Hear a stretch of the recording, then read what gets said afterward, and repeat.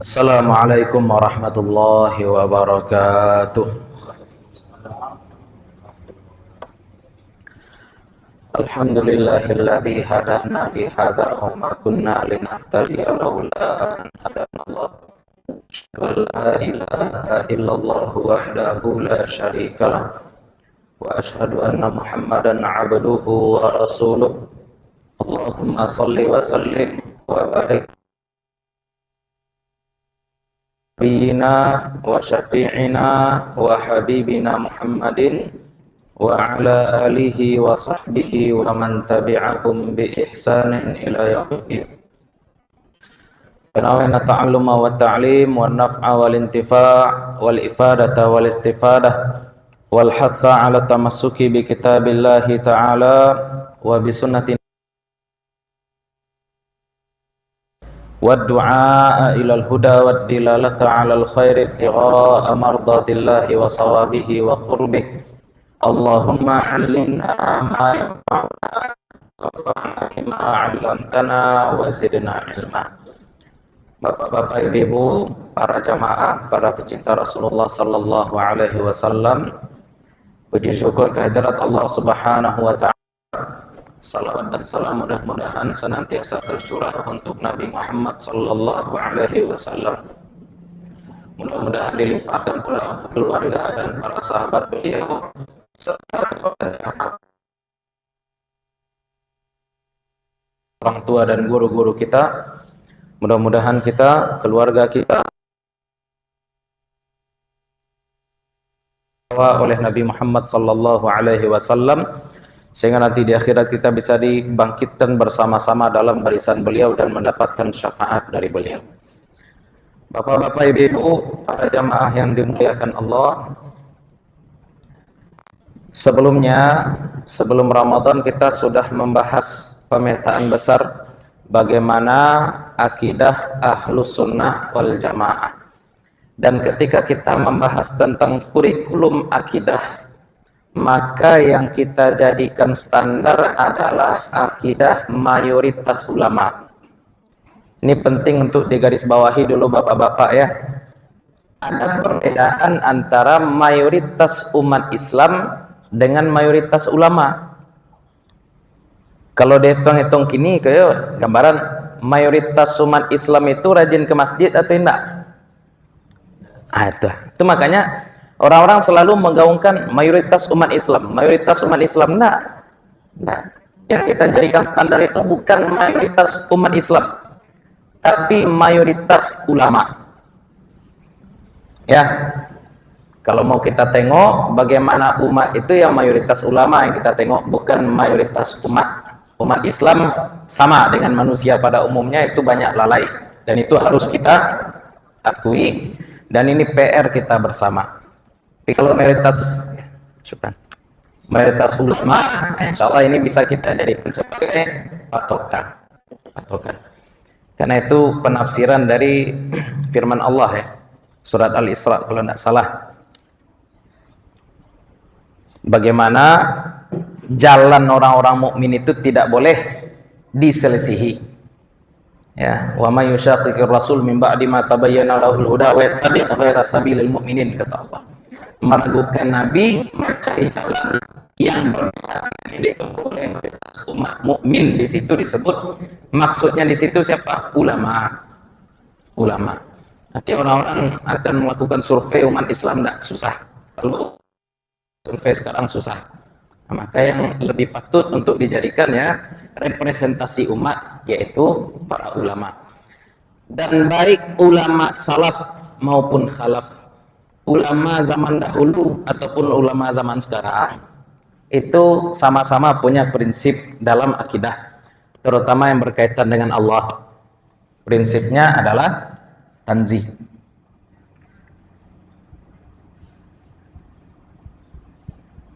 Ya.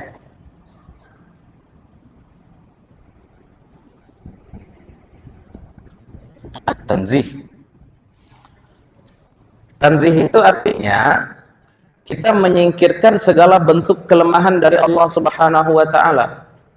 segala bentuk kelemahan dari Allah Subhanahu wa taala, hal-hal yang dapat menafikan ketuhanan dari Allah Subhanahu wa taala, kita bersihkan, kita singkirkan.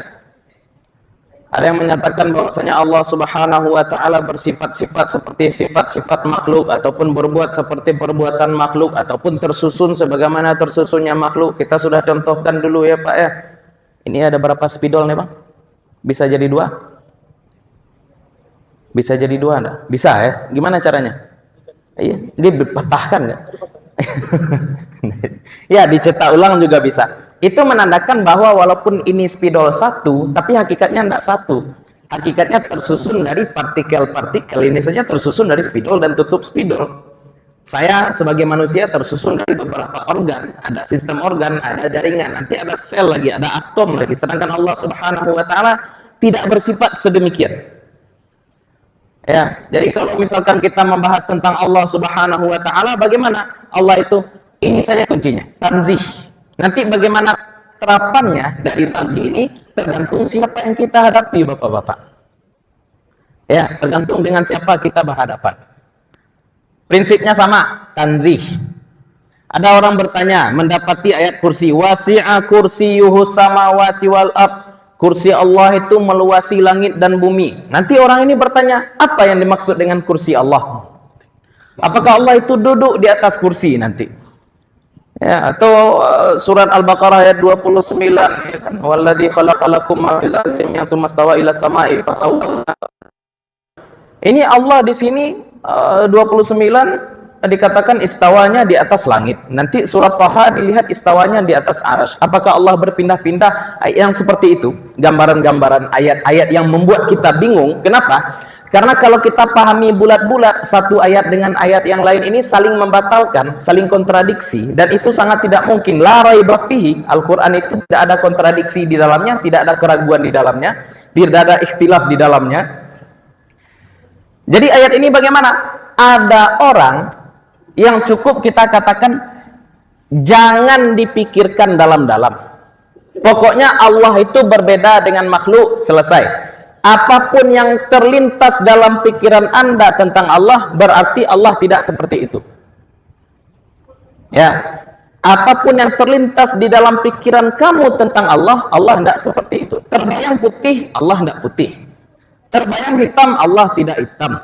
Terbayang atas, bawah, luar, dalam, Allah tidak disifati hal-hal seperti warna, jenis kelamin, karena semua itu adalah sifat-sifat makhluk. Lalu apa maknanya Ustaz di dalam Al-Quran? Allah katakan qul huwallahu ahad, katakanlah dia Allah itu satu. Huwa itu adalah kata ganti untuk maskulin, kata ganti untuk laki-laki. Ya, kalau kata gantinya untuk laki-laki, berarti Allah ini bagaimana? Laki-laki kah? Karena boleh jadi orang-orang yang liar berpikir akan muncul pertanyaan-pertanyaan seperti itu. Jawabannya tidak.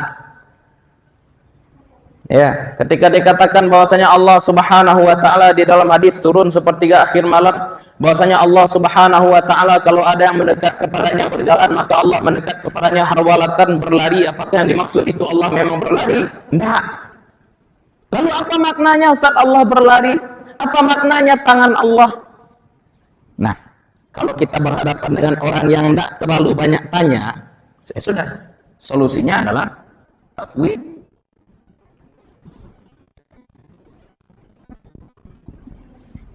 Ini obat pertama, terapan pertama, tanzih. Prinsipnya menyucikan Allah dari sifat-sifat makhluk. Prakteknya bagaimana? Tafwid. Tahu saya, kita serahkan saja makna ayat-ayat yang membingungkan tadi kepada Allah. Pokoknya ayat ini dari Allah, kita yakini saja ayat ini dari Allah. Selesai, titik. Maknanya apa? Wallahu a'lam. Ya. Tapi ada juga orang-orang yang sebelumnya, nah ini penting, orang-orang yang sebelumnya bersinggungan dengan keyakinan-keyakinan pagan. Ya, dan itu banyak di perfilman sekarang, apakah itu film luar lah ya, terutama ya, yang menggambarkan dewa-dewa itu digabungkan dalam satu forum seperti itu Pak ya. Ya, ada Thor seperti itu. Nah, Tor sobok lo nyojo Zeus seperti itu kan. Sobok lo nyojo Buddha. Kalau orang Jepang nyebutnya kan Sakasama seperti itu. Jadi saya pikir ini Tuhan kok berani orang menggambarkan. Kenapa? Karena memang keyakinan mereka itu Allah itu jisim. Ya, antropomorfisme. Menjasmanikan Tuhan, memfisikkan Tuhan. Ini kesalahan utama. Kenapa sampai ada orang menyembah berhala? Kenapa sampai ada orang yang menyembah berhala? Karena penyakit pertama orang-orang menyembah berhala itu adalah memfisikkan Tuhan, membayangkan Tuhan. Kalau Allah punya fisik berarti Allah dibayangkan. Nanti berulang kembali. Sesuatu yang bisa dibayangkan berarti bisa dibuat patungnya. Ini masalah, Pak. Makanya kalau misalkan ada di antara kita yang ketika menyembah Allah Subhanahu wa taala, yang terbayang di kepala kita adalah sosok raksasa duduk di langit, ada singgasananya, maka Allah tidak seperti itu. Itu prinsip. Karena kalau sudah terbayang seperti itu, berarti yang kita bayangkan bukan Allah lagi, Pak. Yang kita bayangkan ketika itu adalah Zeus mungkin. Ya, Tuan Sungguh Kong, itulah. Tidak tahu namanya. Gambaran-gambaran seperti Dewa Brahma seperti itu yang akan terbayang. Lalu bagaimana caranya? Nah, karena orang-orang ini dengan pagan seperti itu, membayangkan Tuhan, memfisikkan Tuhan, maka obatnya takwil.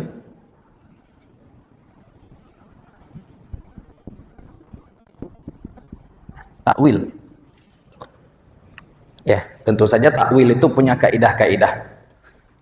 Nah, kita jelaskan dulu, nanti kita balik ke atas ya. Kita balik ke atas masalah tafwid itu. Jadi kita katakan bahwasanya objek dakwah dan taklim Islam itu berbeda-beda. Ada orang yang banyak tanya, ada yang tidak banyak tanya. Ada orang yang kepalanya itu sudah membayangkan bagaimana wujud Tuhan, fisik Tuhan, ada yang tidak.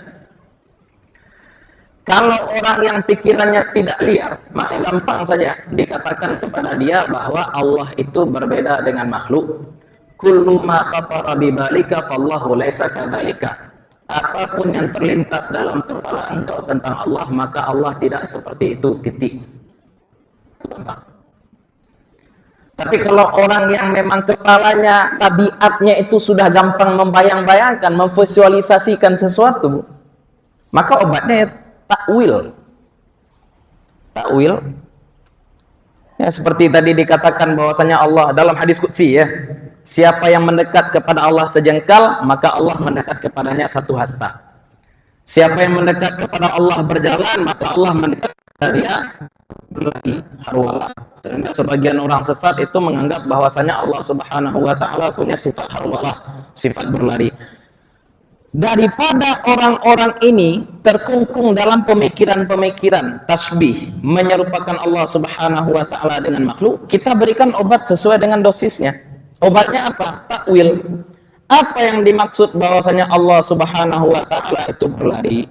Apa yang dimaksud dengan tangan Allah Subhanahu wa taala? Dalam hadis lain bahwasanya Allah Subhanahu wa taala memasukkan orang-orang kafir ke dalam neraka. Kemudian hal mim mazid, kata neraka. Apakah ada tambahan lagi, kata neraka. Ya, kemudian Allah dalam hadis itu dikatakan Allah memasukkan kakinya. Ini sebagian orang memaknai bahwasanya kaki Allah justru yang masuk neraka. Ini kurang ajar, Pak. Kafir lagi.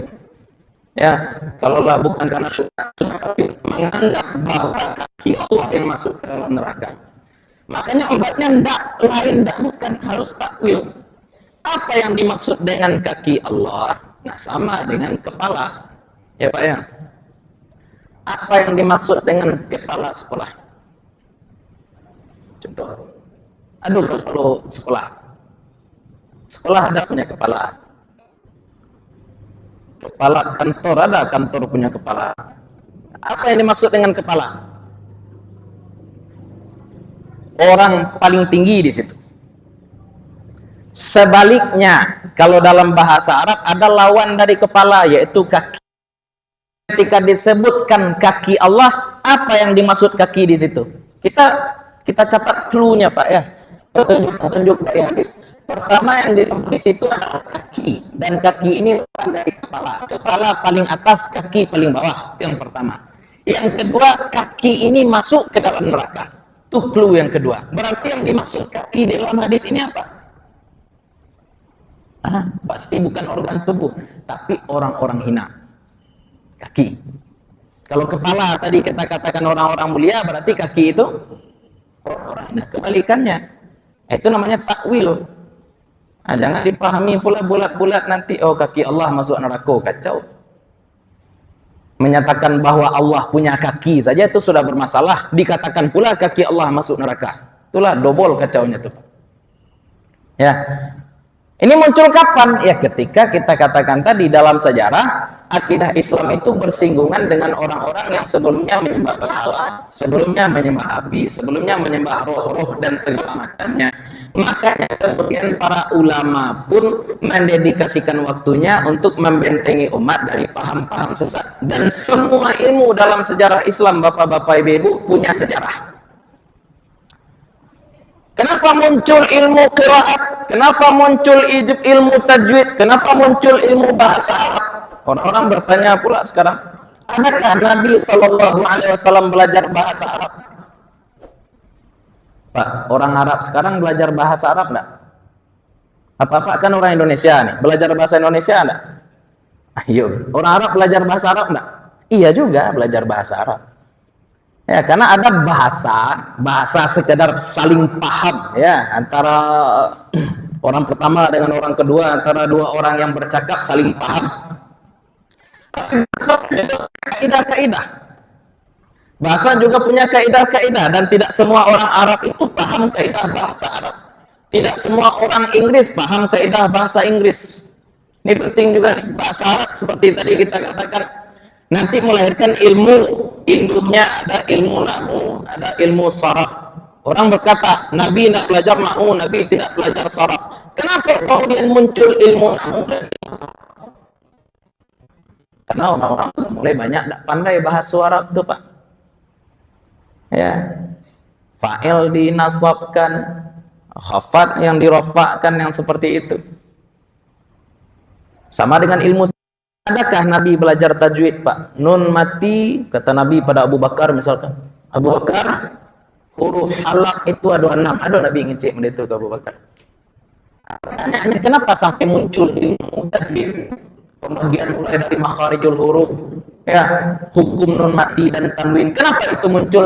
Ketika Al-Quran sudah mulai tersebar kepada orang-orang yang tidak familiar dengan bahasa, akan melakukan lahan-lahan kesalahan-kesalahan dalam membaca Al-Quran, sehingga perlu dirangkum ilmu tata cara membaca Al-Quran. Ilmu fikih juga seperti itu. Di zaman Nabi SAW itu fikih sudah ada, tapi tidak sistematis. Ini contoh, Pak, ya, masalah kalau kita belajar fikih tidak secara sistematis. Tentang seorang pemuda yang setelah selesai salat menyapa Nabi SAW, kemudian Nabi katakan padanya apa? Sholli fa innaka lam tusalli. Ulang salat kamu belum salat. Satu kali. Balik lagi kepada Nabi, Nabi masih nyuruh dia ulang lagi. Nabi masih nyuruh dia ulang lagi salat. Kemudian Nabi SAW menunjukkan, ini hadisnya panjang ya. Kalau kamu mau salat maka takbirlah, setelah takbir maka bacalah Al-Fatihah dan seterusnya. Ya, kemudian disuruh oleh Nabi ruku, kemudian Nabi hatta tatma'inna raki'an, sampai kamu tumakninah dalam ruku. Orang-orang di Indonesia termasuk guru-guru kita juga menyatakan bahwa hadis ini menunjukkan bahwa tumakninah itu hukumnya wajib dalam sholat. Tumakninah itu wajib dalam sholat. Tapi kan belum tentu juga hadis itu menyebut tumakninah, Pak. Bisa jadi memang rukunya yang tidak benar karena hadis itu panjang. Pusing dia ya membaca hadis banyak. Kalau mau belajar sholat ini dari mana, maka disusun kemudian ilmu fikih. Enak kita belajar, Pak. Kamu mau sholat dulu, syaratnya dulu. Jadi kita belajar sholat bukan belajar takbir dulu, Pak. Ya enggak? Bapak mau belajar sholat, apa yang dulu Bapak pelajari? Taharah dulu. Karena syarat sholat itu apa? Suci. Suci badan, pakaian, dan tempat. Kemudian suci dari hadas kecil dan hadas besar. Berarti kita harus tahu juga hadas kecil itu apa, hadas besar itu apa, cara menghilangkan hadas besar, mandi najis juga. Ini bisa mengotori badan, bisa mengotori pakaian, bisa mengotori tempat. Jenis-jenis najis itu apa saja? Ada najis berat, ada najis ringan, ada najis menengah. Pak, nggak langsung, nggak seperti itu. Ya, makanya kemudian muncul pula ilmu fikih. Juga seperti itu. Ya, datang Islam kepada para sahabat, dan para sahabat itu nggak berani banyak tanya juga kepada Nabi Muhammad SAW. Ayat datang, imani bagaimana mestinya. Ada dua kemungkinan, Pak, ya. Ketika datang kepada para sahabat ayat-ayat yang ambigu, ayat-ayat yang multitafsir, atau yang kita sebutkan kemarin sebagai ayat-ayat mutasyabihat, ada dua kemungkinan. Yang pertama, kemungkinannya yang kita sebutkan tadi, sahabat takut bertanya kepada Nabi apa yang dimaksud dengan ayat-ayat mutasyabihat ini. Yang kedua, boleh jadi sahabat paham, sebenar-benar paham dengan ayat-ayat mutasyabihat, sehingga mereka tidak perlu bertanya lagi kepada Nabi Muhammad SAW. Kok bisa mereka paham, sebenar-benar paham dengan ayat-ayat tadi? Karena mereka berada di puncak kefasihan orang-orang Arab. Bukan orang-orang Arab seperti zaman sekarang, enggak. Orang-orang Arab di zaman dahulu itu mencapai puncak kefasihan mereka. Maka kalau kita ingin benar-benar memahami Al-Quran, baik itu ayat-ayat yang muhkam ataupun ayat-ayat yang mutasyabih, maka solusinya adalah kita mesti mencapai kemampuan bahasa Arab sebagaimana yang dicapai oleh sahabat-sahabat Nabi. Bagaimana cara mencapai kemampuan bahasa Arab seperti itu? Maka kemudian disusun pula ilmu-ilmu penunjang bahasa Arab tadi. Mulai dari kaidahnya, nahu, sharaf, balaghah. Dalam balaghah ada ma'ani, ada badi', ada bayan. Ya.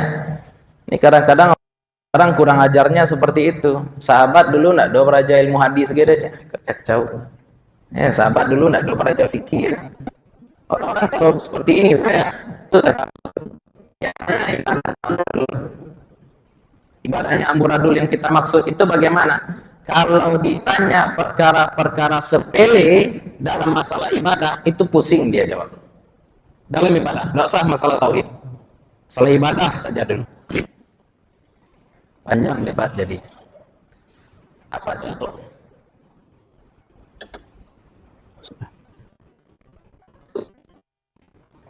Contoh.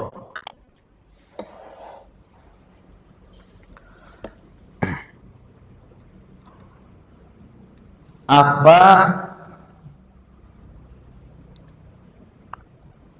hukumnya? Apa hukumnya gendong anak dalam sholat? Ini simpel sebenarnya, Pak, ya. Apa hukumnya menggendong anak dalam sholat? Kalau orang yang tidak belajar fikih, dia akan jawab dengan nafsunya saja atau dengan pandangan maqasidnya saja. Apa pula salahnya menggendong anak dalam sholat? Kan anak awaknya mah. Atau dia akan jadikan sesuatu yang bukan dalil menjadi dalil. Ambo mencari di Makkah, banyak dua orang menggendong anak dalam sholat. Itu bukan dalil. Kalaupun dia pakai dalil, maka dalilnya tidak pas. Nabi SAW punya cucu. Siapa nama cucu Nabi? Umamah. Umamah ini bapaknya siapa? Abul As, anak dari Zainab. Umamah binti Abul As ini digendong oleh Nabi Muhammad SAW ketika sedang sholat. Ini menunjukkan bahwasanya menggendong anak dalam sholat itu boleh. Tapi kalau kita belajar fikih tidak seperti itu, Pak. Ustaz, tadi kan itu sudah fikih, Ustaz. Dia sudah pakai hadis, Ustaz. Oh, belum. Kenapa kita katakan belum? Karena hadis tidak cuma satu. Hadis tidak cuma satu. Hadis apa yang harus kita jadikan pertimbangan? Yang pertama, hadis tentang perempuan istihadah yang datang kepada Nabi. Istihadah ini bapak-bapak ibu-ibu, darah penyakit. Darahnya najis, tapi perempuannya suci. Kalau haid kan darahnya najis, perempuannya junub. Hadasnya hadas besar kalau haid. Tapi kalau istihadah, darahnya najis, perempuannya suci, sehingga dia tetap wajib sholat, dia tetap wajib puasa. Datang kepada Nabi, apa kewajiban dia sebagai perempuan yang sedang istihadah? Apa jawab Nabi? Irsili angkit dama fasalli. Basuhlah dari engkau darah, kemudian sholat. Ini dijadikan dalil bahwa dalam sholat kita tidak boleh membawa najis. Itu dulu yang pertama. Satu hadis menunjukkan bahwasanya kita sholat harus bersih dari najis. Karena perempuan istihadah pun yang darahnya selalu keluar, disuruh oleh Nabi untuk membasuh darahnya baru sholat. Sudah sholat saja langsung, enggak gitu kata Nabi. Tapi Nabi tetap suruh dia untuk membersihkan darah, baru kemudian sholat. Itu data pertama yang kita dapat. Data yang kedua, hadis Umamah tadi, bahwa gendong cucu beliau. Nah, kita ambil jalan tengah dari dua hadis ini. Apa jalan tengahnya? Boleh menggendong anak ketika sholat kalau anak ini tidak membawa najis. Ya Pak ya, itu tuh tidak bisa langsung kita katakan boleh gendong anak, gendong cucu dalam sholat. Kok Nabi menggendong cucu beliau siapa? Umamah. Pertanyaannya, cucu Nabi itu umur berapa? Tidak disebutkan dalam hadis itu Pak. Ya, cucu Nabi di dalam hadis itu tidak disebutkan. Nah, kita sudah mengambil kesimpulan saja cucu Nabi ini pakai popok, tidak bisa seperti itu. Kayaknya zaman sekarang ya kita akan mendapatkan pemahaman yang sistematis dan komprehensif kalau kita baca hadis satu persatu. Akan lebih banyak hadis yang tidak kita baca daripada yang kita baca. Kalau banyak hadis tadi, kemudian dirapikan. Ya, sehingga kita baca enak. Jadi sebelum kita masuk rukun sholat, belajar dulu syarat-syarat. Nanti setelah syarat-syaratnya belajar rukun sholat. Nanti setelah rukun sholat, sholat. Nanti ada makruh-makruh dalam sholat. Nanti ada pula pembatal-pembatal sholat. Seperti itu. Apakah sahabat diajarkan dengan mereka memandang Nabi Sallallahu Alaihi Wasallam langsung? Contoh hidupnya ada bersama dengan mereka. Hadis berjalan, istilahnya seperti itu, Pak.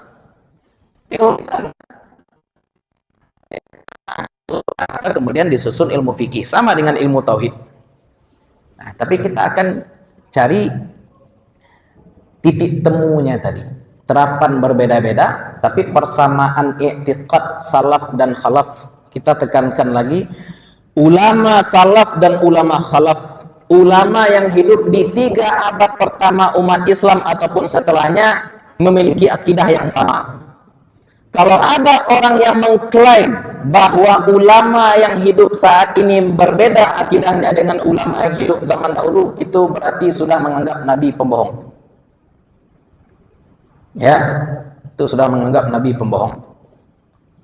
Karena ijma' itu ya la tajtami'u ummati 'ala dhalalah, kata Nabi. Umatku tidak akan bersepakat atas kesesatan. Sama dengan ini masalah-masalah seperti sekarang Pak ya, mohon maaf nih ya. Orang kan di kampung banyak juga yang bertanya, Ustaz, di masjid kami di halaman ini bukan di dalam masjid, di halamannya itu ada kuburan Ustaz. Kita dapat pertanyaan itu dari awam. Ya, dari awam itu kan kadang-kadang menjawabnya rada-rada susah, kan awam ini nggak paham. Saya biasanya jawab seperti ini. Di Masjid Nabawi ada kuburan nggak Pak? Ada kuburan nggak? Ada kuburan di Masjid Nabawi. Boleh kita sholat di Masjid Nabawi. Yang sholat di masjid orang-orang alim, campur-campur. Nggak bodoh juga semua, nggak alim juga semua. Tapi kita balik ke kaidah tadi, nggak mungkin umat Islam terutama ulamanya bersepakat untuk sesat, mustahil. Kalau ada 1-2 sesat, wajar. Nggak ada yang maksum kecuali Nabi. Tapi kalau semuanya sepakat untuk sesat, mustahil. Dan nggak akan mungkin juga umat Islam 14 abad tersesat. Nabi Muhammad SAW matanya itu dilingkupi oleh masjid. Mustahil sesat selama-lamanya. Maka ini penting. Ini penting.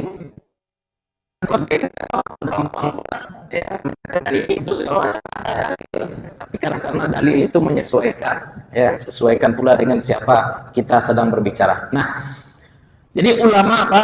Salaf, khalaf, akidahnya sama. Jangan bilang berbeda. Cara komunikasi mungkin beda. Cara komunikasi mungkin beda. Ahli maksiat datang kepada seorang ulama. Contoh, ahli maksiat datang pada ulama, maka ulama ini akan katakan, Allah itu berada dimanapun kamu berada, maka jangan pernah lalai untuk bermaksiat. Itu katanya, Pak. Tapi kalau orang yang diuji dengan banyak musibah dalam hidupnya datang pada ulama, apa kata ulama? Allah itu bersama orang-orang yang sabar. Itu jawaban berbeda atau tidak? Jawaban beda. Kecil sama. Tapi akidah ulama berbeda. Sama akidahnya. Allah tidak terikat tempat. Tanzih. Allah tidak punya sifat-sifat yang sama dengan makhluk. Tanzih. Dan ini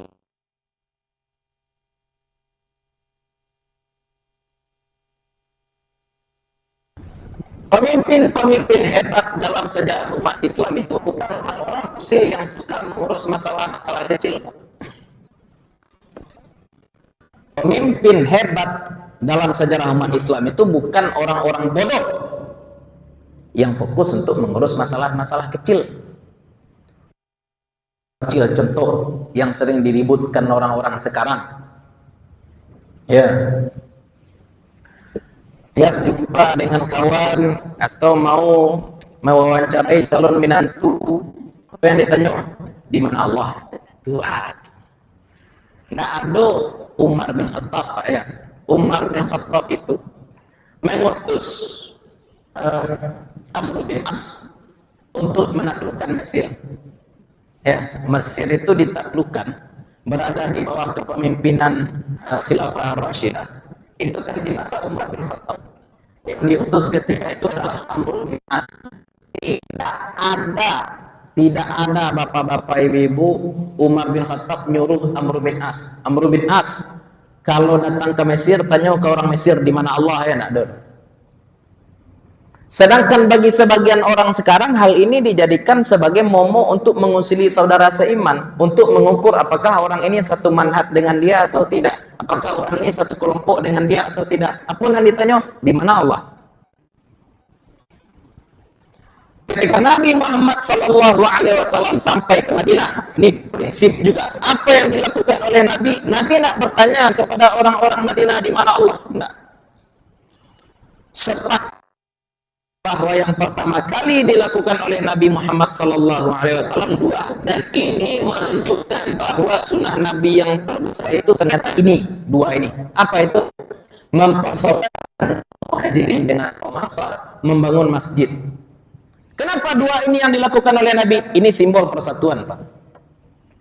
Simbol persatuan umat. Jadi di kesampingkan masalah-masalah yang dikedepankan adalah sunnah yang besar. Apa itu? Persatuan umat. Kalau umat sudah bersatu, baru kemudian bisa.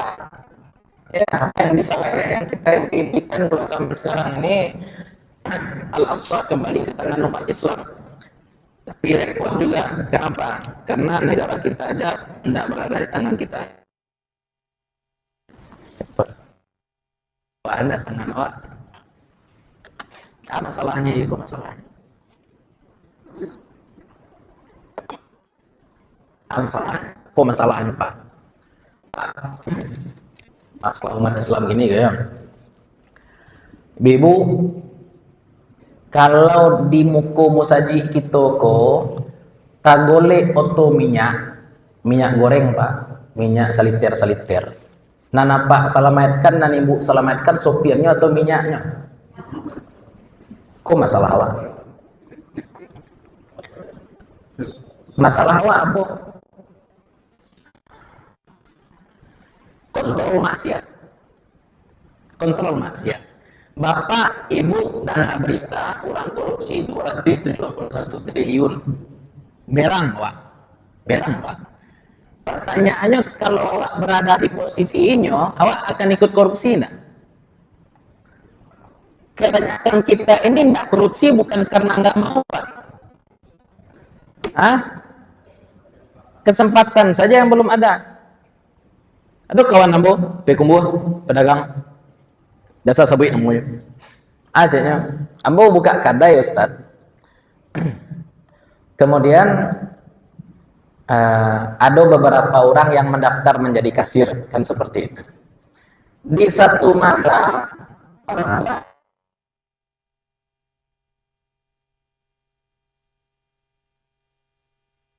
jual kain pinjam PT 2 juta Pak. Mohon-mohon dia meminjam PT 2 juta sampai-sampai polisi ko mengecek ambo 2 juta aku Pak. Itu kode keras. Kan sama-sama tahu apa maksudnya tuh Pak. Kecil kalau ambo tuh beruntung mana ambo Ustaz. Untung PT ambo ketika itu 1.500.000 nya. Kamu kasih itu Pak. Kok sampai kita PT-nya bisa 2 kali. Iya.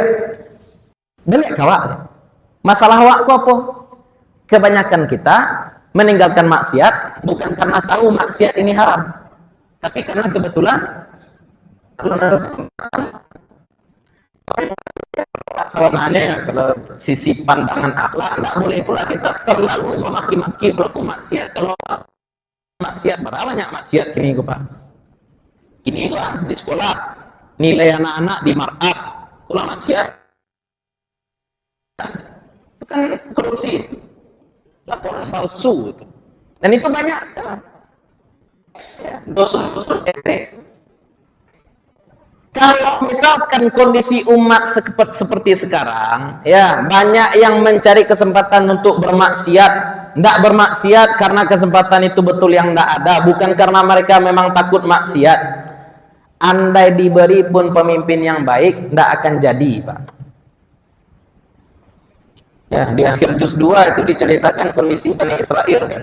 Kondisi Bani Israel terusir dari tanah mereka, terpisah dari anak-anak mereka menjadi tawanan perang.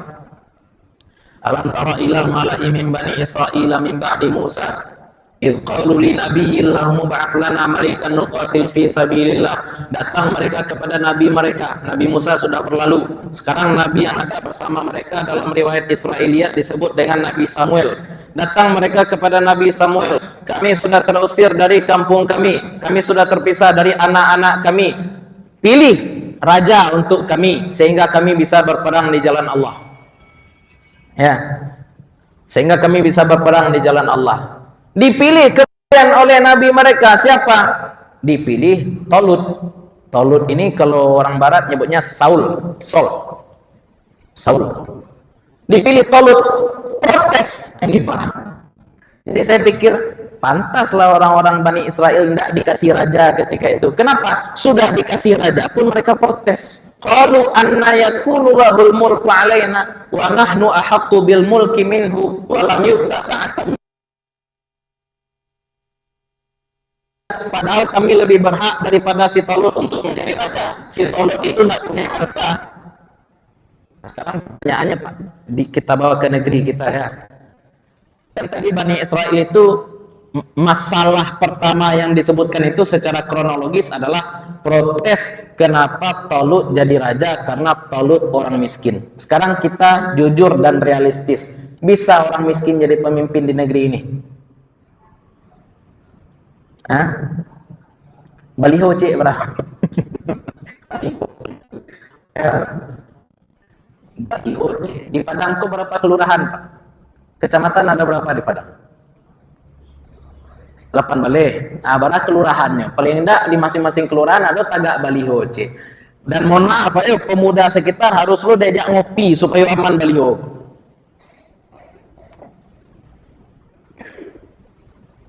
Jadi kalau misalkan kita bawa kepada ayat tadi, bisakah orang miskin jadi pemimpin di tempat kita? Tidak, mustahil. Itu zaman kini. Dan itu masalah dan diulang seolah-olah oleh kita. Menjadikan harta sebagai patokan orang ini bisa jadi pemimpin atau tidak. Tapi dalam ayat itu kan disebutkan kelebihan Tolut. Kenapa Tolut yang dijadikan raja? Qala innallaha astafahu alaikum wa zadahu bastatan fil ilmi wal jismi. Tolut itu menjadi raja. Kenapa? Karena Allah memberikan kelebihan kepada dia. Kelebihannya apa? Al-ilmi, ilmu, al-jismi, fisik. Fisiknya kuat, ilmunya juga hebat. Itu kelebihan Tolut. sama dengan Salahuddin Al-Ayyubi, sama dengan Umar bin Khattab, sama dengan Nabi Sallallahu Alaihi Wasallam. Dan ini prinsip pemimpin yang harus dimiliki kalau ingin negeri itu baik. Dua ini dulu Pak prinsip. Apa itu? Cerdas, kuat. Nah, bukan kaya yang jadi patokan. Cerdas, kuat. Dari 4 Khulafaur Rasyidin, contoh saja 4 Khulafaur Rasyidin, siapa yang kaya? Siapa yang kaya, Bu? Utsman. Ya. Abu Bakar itu ketika radhiyallahu anhu hijrah bersama Nabi, tidak meninggalkan apa untuk keluarganya karena memang tidak ada yang bisa ditinggalkan. Ali bin Abi Thalib itu juga luar biasa. Miskin bukan karena anak bekerja. Ali bin Abi Thalib itu miskin karena begitu dermawan. Bahkan Salahuddin Al-Ayyubi juga yang mau kita bahas ketika kita membahas tentang kemerdekaan Palestina, itu juga ketika wafat tidak meninggalkan warisan. Ya, tidak meninggalkan warisan. Tapi kelebihan tadi punya ilmu al-jismu. Jadi punya fisik yang kuat juga, punya kecerdasan juga. Kalau cerdas saja tapi fisik lemah, tidak bisa jadi pemimpin. Kalau kuat saja tapi otaknya lemah, tidak bisa juga jadi pemimpin. Dan ini masalah kita juga. Kita memisahkan antara pejuang dengan orang-orang cendekiawan. Ya, ini untuk menjadi pejuang, ini dididik untuk menjadi cendekiawan. Sehingga di masa depan pemikiran dilakukan oleh orang-orang pengecut, perjuangan dilakukan oleh orang-orang bodoh. Kan ya Pak?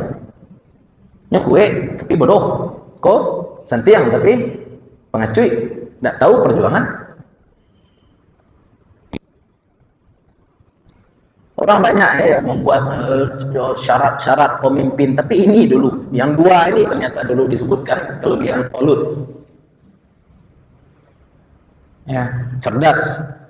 Orang bilang Abu Bakar tidak cerdas. Siapa bilang Abu Bakar tidak cerdas? Sahabat Nabi paling cerdas itu Abu Bakar. Yang paling tahu hadis itu Abu Bakar. Umar bin Khattab juga. Itu mujtahid semua pada zamannya. Diadu-adu pula nanti. Ya, kalau di kampus itu diadu-adu. Abu Bakar dengan Umar diadu. Mana lebih pintar Abu Bakar dengan Umar? Orang bilang Umar bin Khattab yang lebih pintar. Kenapa? Karena tetap banyak produk ijtihad beliau. Enggak. Abu Bakar paling pintar. Ya, apa buktinya Abu Bakar paling pintar? Orang pintar.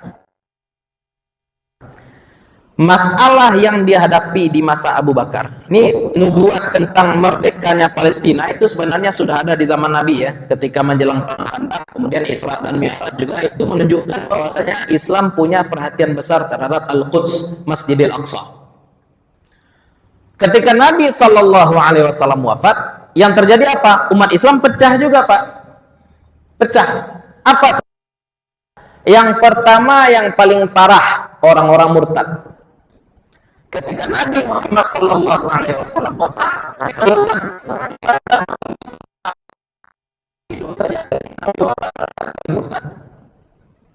yang lebih parah di antara orang-orang murtad ini ada yang mengaku menjadi nabi, berarti munculnya nabi-nabi palsu.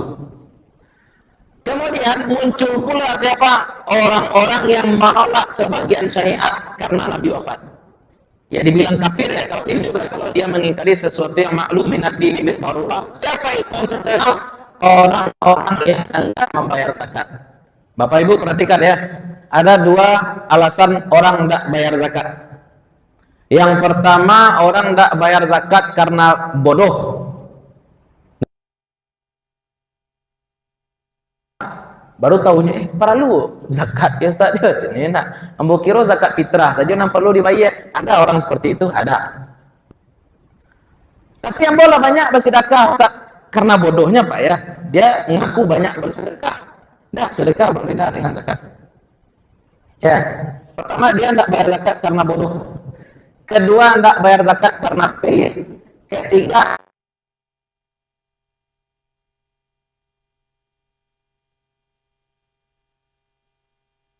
orang tidak bayar zakat karena pelit, orang tidak bayar zakat karena bodoh. Ini fasik, fasik. diajari, didakwahi. Tapi yang ketiga, orang-orang yang mengingkari zakat. Maksudnya apa? Zakat itu tidak wajib. Kenapa tidak wajib? Karena ayat di dalam Al-Quran, khudh min amwalihim sadaqah. Ambillah oleh engkau Muhammad dari harta mereka sedekah atau zakat. Berarti yang disuruh untuk mengambil zakat adalah Nabi Muhammad. Ketika Nabi Muhammad sudah wafat, berarti begitu kata orang-orang ini kepada khalifah. Lupa mereka bahwasanya zakat itu juga diperintahkan oleh Nabi kepada Muaz bin Jabal untuk diambil dari penduduk Yaman, diambil dari orang-orang kaya, diserahkan kepada orang-orang miskin. Jadi bukan cuma Nabi, tapi perwakilan Nabi juga, penerus Nabi juga. Apa yang kemudian dilakukan oleh Abu Bakar? Abu Bakar memerangi orang-orang ini, Pak. Orang-orang yang enggan membayar zakat. Apakah langsung diperangi? Tidak. Yang pertama kali dilakukan oleh Abu Bakar As-Siddiq radhiyallahu anhu adalah mengutus ulama dulu ke situ. Dakwahi, istilahnya apa? Istitabah, minta mereka untuk taubat dulu. Kenapa Anda tidak mau membayar zakat? Mereka masih sudah sampaikan dalil yang qat'i yang tidak bisa lagi dibantah, tapi mereka masih tidak mau membayar zakat. Barulah yang dilakukan oleh Abu Bakar As-Siddiq memerangi mereka. Ini menjaga stabilitas internal dulu, Pak. Keamanan dalam negeri kaum muslimin ketika itu. Karena pecah kecil wafat Nabi Muhammad SAW. Baru kemudian 2 tahun. Ya, Sayyidina Abu Bakar As-Siddiq itu menjadi khalifah 2 tahun.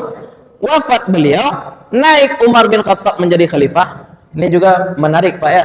Umar bin Khattab itu naik jadi khalifah gara-gara apa, Pak? Pemilu, musyawarah. Pemilu atau musyawarah? Salah dua-duanya. Nah, nih. Di apa istilahnya itu? Ditunjuk oleh Abu Bakar. Abu Bakar sebenarnya mau musyawarah dulu, tanya kepada sahabat-sahabat yang utama, ya, terutama sahabat-sahabat yang pertama-tama masuk Islam, sahabat-sahabat yang pertama-tama hijrah, sahabat-sahabat yang dijamin masuk surga oleh Nabi Muhammad SAW. Ditanya, siapa yang meneruskan saya? Siapa yang meneruskan saya? Siapa yang meneruskan saya? Semua sahabat tidak mau ngomen, kamu yang lebih tahu itu, katanya, Pak. Ini bukti bahwasanya Abu Bakar itu yang paling cerdas. Ditanya kepada Utsman, siapa yang meneruskan saya? Engkau lebih tahu, khalifah. Tanya Abdurrahman bin Auf, siapa yang meneruskan saya? Engkau lebih tahu, khalifah. Ya, Abu Bakar ketika jadi khalifah gelarnya Khalifah Rasulullah. Engkau lebih tahu, khalifah. Kemudian karena semua orang bilang engkau lebih tahu aja, apa kata Abu Bakar? Kalau saya pilih nanti siapa yang jadi penerus saya, kalian tetap akan ikut kepada dia, kan? Ya, semuanya bersumpah. Memanggil Utsman bin Affan, tolong catat, istikharah beliau dulu, catat bahwa penerus saya nanti adalah Umar bin Khattab. Umar bin Khattab. Nah, naik Umar bin Khattab. Dan ini pas, ya, pas. Umat Islam tadi sudah disatukan kembali, distabilkan oleh Abu Bakar As-Siddiq. Yang dilakukan oleh Umar bin Khattab kemudian adalah futuhat. Futuhat. Orang-orang kalau sejarah barat akan menyebutnya sebagai ekspansi. Atau yang lebih kasar mungkin akan menyebutnya imperialisme. Ya, Pak. Tapi perbedaan antara penjajahan dengan futuhat, kalau kita menyebutnya, Pak, ya, kalau kita mempelajari sejarah Islam, yang dilakukan Umar bin Khattab ke Persia, yang dilakukan Umar bin Khattab ke Persia itu bukan penjajahan, tapi apa? Tapi namanya futuhat, pembukaan daerah baru. Kenapa disebut pembukaan daerah baru? Perbedaan penjajahan dengan apa yang dilakukan oleh Umar bin Khattab. Penjajahan itu membuka daerah baru, kekayaan daerah baru itu dikuras sehabis-habisnya dibawa ke pusat. Itu penjajahan. Tapi kalau futuhat yang dilakukan oleh Umar bin Khattab, seperti yang kita sebutkan tadi, ketika Muaz bin Jabal berdakwah ke Yaman, kekayaan orang di daerah baru tadi diambil, tidak semuanya, diambil kalau berlebih saja, kemudian dibagikan kepada orang miskin di daerah situ, Pak. Ya, tidak dibawa ke pusat. Kecuali hal-hal lain, kalau berlebih bisa dibawa ke pusat. Tapi dipusatkan dulu untuk di mana daerah tadi diambil. Dan ini menariknya, Pak. ekonomi Islam itu, kalau orang sekarang mengkaji perekonomian Islam itu kapitalisme atau sosialisme, kita bisa katakan mungkin lebih dekat kepada sosialisme. Dan orang dalam agama Islam, dalam fikih terutama mazhab Syafi'i, dikatakan kaya, baru bisa dikatakan kaya kalau dia punya bekal setahun hidupnya, Pak. Kalau dia punya bekal untuk setahun. Contohnya apa? Kena PHK. Tidak duka juga. Ada tabungan untuk hidup setahun ke depan. Ada tabungan untuk setahun ke depan. Itu namanya cukup.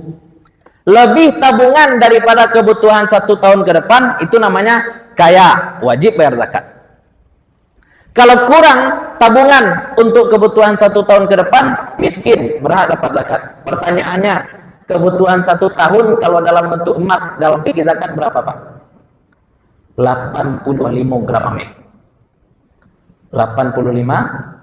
85 gram emas itu berapa rupiah sekarang? Hitung saja. Berapa segram gini, Bu? 2 juta segram.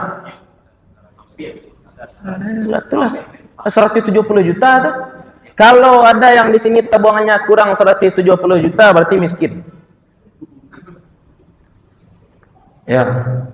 Kenapa? Itu kebutuhan normal. Coba perhatikan juga fikih zakat tani. Zakat tani itu 5 wasak. Zakat tani itu 5 wasak. Ya. 5 wasak. 5 wisk. Nah, 1 wisk ini 60 sok. 1 sok itu 1 zakat fitrah, Pak. Zakat fitrah kita berapa? 2,5 kilo ya.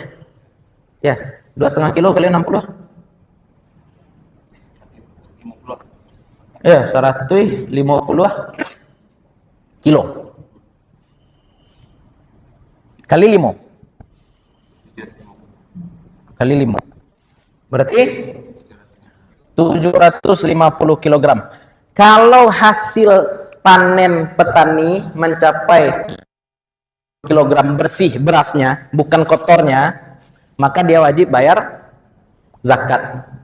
Itu menunjukkan bahwa, ya, balik ke zakat fitih tadi, Pak. Ini adalah kebutuhan makan 1 orang 1 tahun. Ya, mungkin orangnya lapar ya. Ikan sehari 2 kilo makan. Ya, Ambo sebenarnya masalah konversi 2,5 kilo itu Ambo tidak setuju, Pak ya. Karena 1 sok itu dalam zakat itu kan 4 mud. 1 mud. Zakat fitrah kalau zaman dahulu kan jiko, Pak. Jadi orang datang minta zakat, berapa zakatnya ampe iko. Cie, 2, 3 ampe. Ketika dikonversikan oleh bas menjadi 2,5 kilo, itu sebenarnya ukuran kehati-hatian, dilabihan supaya awak indak kurang membayi ya sebenarnya. Nah, jadi ukuran makan 1 orang itu 1 hari, ya aku kan 300 sak ya. Ya sekitar kurang ya 3/4 sak 1 hari. 3 mud 1 hari ya. 3 mud 1 hari. Nah, itu nafkah dalam pembahasan fikih. Nah, berarti sekarang kalau kita pakai standar ini, Pak ya, standar ini zakat. Berarti banyak orang Indonesia ini kaya atau miskin nih? Miskin. Miskin banyak ya. Payah. Ada pasti kode ya. Lihat nanti lihat.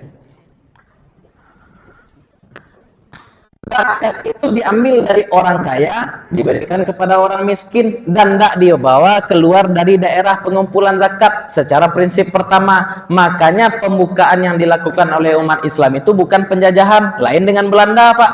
Belanda, Pak. Ya, tahu Pak, bako orang Indonesia aku pendek-pendek. Hah? Makan gulai dan paling lama kalau di Minang apa? Gulai tunjang. Itu kan pembodohan tuh, Pak. Gizi jawi itu ditunjang atau di dagingnya, Pak? Orang Bulando makan daging, awak makan cubada, itu mengkau pendek-pendek, Pak. Kalau Pak Cali yakin ya, di dunia itu orang Bulando lah. Orang Bulando paling tinggi secara rata-rata ya, paling tinggi. Kenapa? Nah, makanya bergizi. Dari mana diambilnya? Ijah tawa sebenarnya. Diambilnya kopi, ya, tinggal daun kawa saja itu contoh. Itu penjajahan tuh. Beda dengan futuhat. Beda ya. Jadi jangan orang kadang-kadang membaca beda penjajahan yang dilakukan oleh orang Eropa dengan yang dilakukan oleh Umar bin Khattab. Oh beda. Ini namanya futuhat. Kekayaan orang Mesir untuk orang Mesir, kekayaan orang Syam untuk orang Syam, kekayaan orang-orang Persia, orang-orang Iran sekarang itu untuk orang-orang Persia juga apa? Ya, jadi untuk masalah akidah enggak banyak ribut-ribut masalah-masalah kecil seperti yang kita sebutkan tadi. Itu Allah lah, di mana Allah lah, enggak. Ya, wa beyond that. Itu masalah-masalah remeh dan itu tidak patut sebenarnya dipertanyakan untuk orang-orang yang meyakini Allah Subhanahu wa taala dan meninggalkan keyakinan-keyakinan berhala. Setelah itu apalagi fokusnya syariat lagi. Nah, ribut fikih sudah syariat. Syariat yang mana? Yang kita ributkan syariat itu yang prinsip. Ya, bukan masalah bara panjang Janggui, bukan masalah bara panjang Sarawak. Ya. Tapi ini zakat. Kenapa? Zakat ini penjamin stabilitas ekonomi masyarakat. Kalaupun masyarakat tidak akan jadi orang kaya, setidaknya zakat ini menjamin orang-orang miskin tidak mati kelaparan. Tidak ada ceritanya orang miskin mati kelaparan, Pak. Ya, ini masalah prinsip juga kan. Repotnya zaman sekarang orang-orang miskin tidak menghargai makanan lagi. Ada orang-orang miskin sekarang, Pak, ya, Jumatan itu yang dia cari apa, Pak? Jumat berkahnya enak. Tuh nasinya dibuangnya, samanya dembiaknya, ya, pindah-pindah masajinya seperti itu. Ada juga seperti itu. Ya, itu namanya tidak menghargai makanan. Miskin, akan tetapi tidak menghargai makanan. Nah, itu repot juga. Itu perlu juga diperbaiki. Ya, jadi akidah tidak jadi persoalan. Kenapa? Karena banyak tanzih, mendiamkan, sukut, serahkan semuanya kepada Allah Subhanahu wa taala, fokus kemudian menerapkan syariat. Kenapa? Karena syariat ini menjamin keadilan di tengah-tengah masyarakat. Yang ikut. Tapi kalau keadilan belum tegak, adil itu kan nizam, adil itu kedisiplinan. Kalau ini betul yang belum tegak, gimana kita mau berharap yang lain-lain yang lebih tinggi daripada itu? Ya, saya pribadi, Pak, ya, syarat keadilan tegak itu syariat tegak. Bapak, ibu juga jangan terlalu bergantung pada pemerintah, ya. Walaupun memang itu tanggung jawab pemerintah, ini tanggung jawab personal kita. Saya ketika bulan Ramadan pernah ya diundang ceramah ke sebuah masjid. Kebetulan masbuk, Pak. Sehingga ambo ketika itu salat di saf terakhir. Ranti-ranti, ibu. Pindahnya ke samuko, pindah saf belakang, geser aja kawannya, mencari-cari Sarawak, tah jam tangan, tah aku kawan-kawannya. Ambo tadi ada ambo waktu SD dulu, tahu Pak, kalau sholat tuh nggak boleh mengecek, Pak. Nya mengecek kawan sebelah. Paling-paling ambo ketika ada waktu SD dulu, ketika ngaji dulu, mijak-mijak kaki kawan sebelahnya.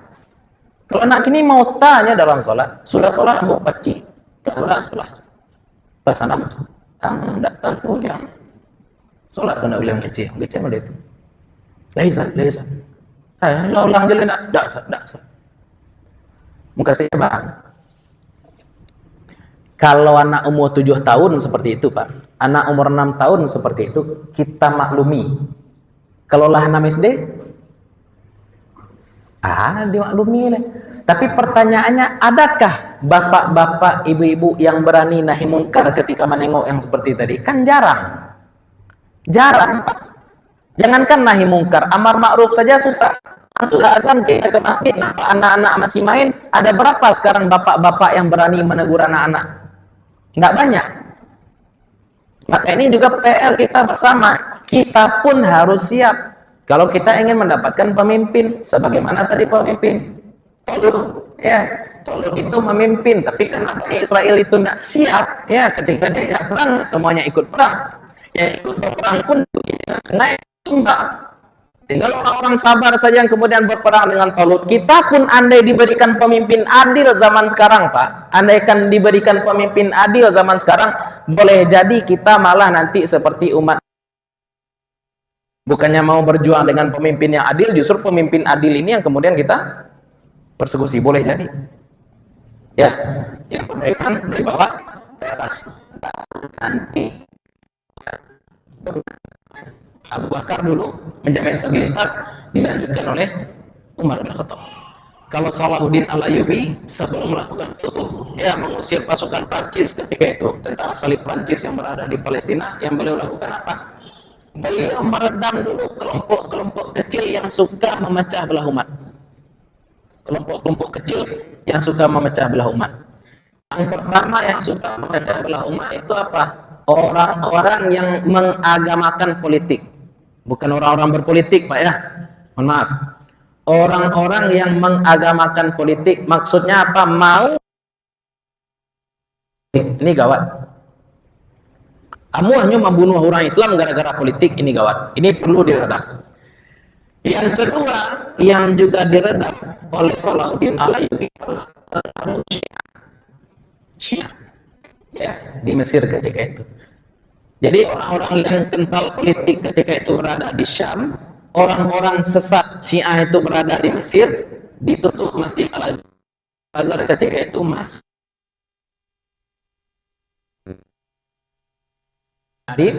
kemudian ditutup Masjid Al-Azhar, baru kemudian stabil.